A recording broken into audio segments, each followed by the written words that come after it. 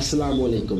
प्यारे दोस्तों, ज़मीन के जनूबी कुतब पर मौजूद छठा बरे आज़म अंटार्कटिका, जहां सारा साल बर्फ़ रहती है और दर्जा हरारत -60 डिग्री सेंटीग्रेड से भी नीचे चला जाता है, वहां कौन रहता है?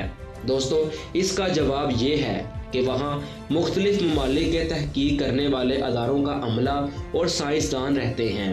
इस बरे आज़म पर इस वक्त मुख्तलिफ ममालिक के तकरीबन 90 रिसर्च स्टेशन कायम हैं। इनमें इस बरे आज़म की गर्मियों में यानी दिसंबर में कम से कम 4000 अफराद रहते हैं, जबकि सर्दियों में यानी जून में ये तादाद 1000 तक रह जाती है।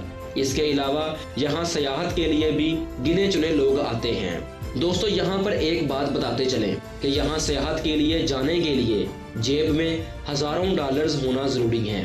दोस्तों, इस बरे आज़म पर दुनिया के करीबन 46 ममालिक के स्टेशंस मौजूद हैं। इन तमाम ममालिक ने अंटार्कटिका ट्रीटी पर दस्तखत किए हैं। इनमें दुनिया के तमाम बड़े ममालिक जैसे कि अमेरिका, चीन, रूस, जर्मनी वगैरह के अलावा भारत और पाकिस्तान भी शामिल हैं।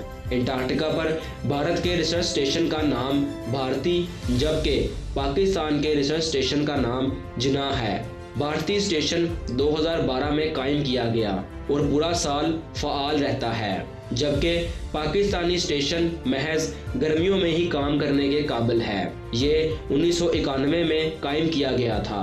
इसके अलावा पाकिस्तान की तरफ से अंटार्कटिका पर एक मौसमियाती स्टेशन भी कायम किया गया है, जिसे इकबाल ऑब्जर्वेटरी का नाम दिया गया है।